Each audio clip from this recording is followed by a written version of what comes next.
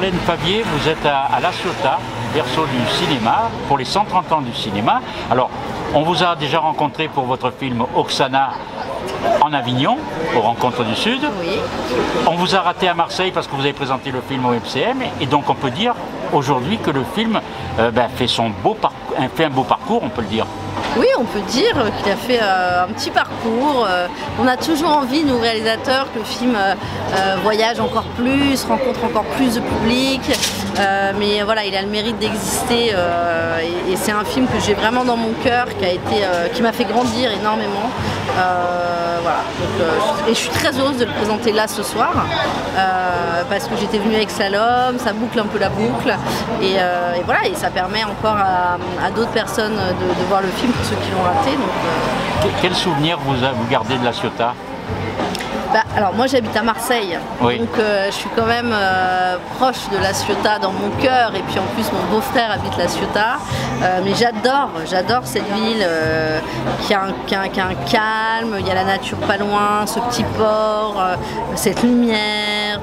D'ailleurs j'ai tourné des scènes dans mes films ici, c'est un film pour Arte qui s'appelle La fille qu'on appelle, pour venir chercher ça aussi, cette énergie solaire, il y a une désinvolture, il y a quelque chose de très beau. Et puis il y a ces anciennes grues aussi qui rappellent quand même, il y a une histoire forte à La Ciotat. Et qu'est-ce que vous gardez aussi, cette salle, l'Éden? C'est quand même quelque chose, voilà, pour les cinéastes, c'est quelque chose d'essentiel, je pense.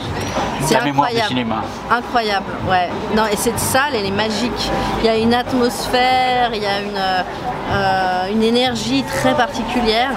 Et c'est vrai que c'est un bonheur de venir présenter un film dans cette salle. Alors, à chaque fois, j'ai presque envie de revoir le film dans cette salle pour voir est-ce que je ne vais pas le ressentir différemment. Mais en fait, bon, quand on est réalisateur, on a tellement vu notre film qu'au dernier moment, on dit bon, allez, non, je vais aller manger pendant le film. Mais là, cette salle est tellement extraordinaire qu'on se demande ce qu'elle peut apporter en plus au film.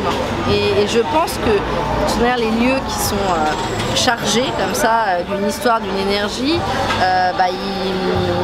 il y a quelque chose qui passe, quoi. Il y a une aura en fait supplémentaire. Donc, Alors vous avez dit à Samuel, l'attaché de presse du festival, merci aux Frères Lumière justement d'avoir créé le cinéma et puis en même temps d'avoir fait les premières projections ici. Mais vous, pour aller un petit peu plus loin, qu'est-ce que le cinéma vous apporte? Ah, moi, le cinéma, déjà, il m'a guéri parce que le premier film Slalom que j'ai fait, c'était une partie de mon histoire et ça a été vraiment une prise de conscience pour moi. C'était un film qui parlait des abus dans le sport. Ça a été tout un cheminement psychologique.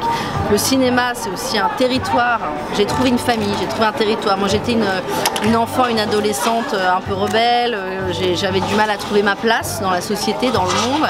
Et le cinéma, il m'a permis de m'ancrer quelque part et donc de trouver la paix d'une certaine manière, le bonheur, la joie.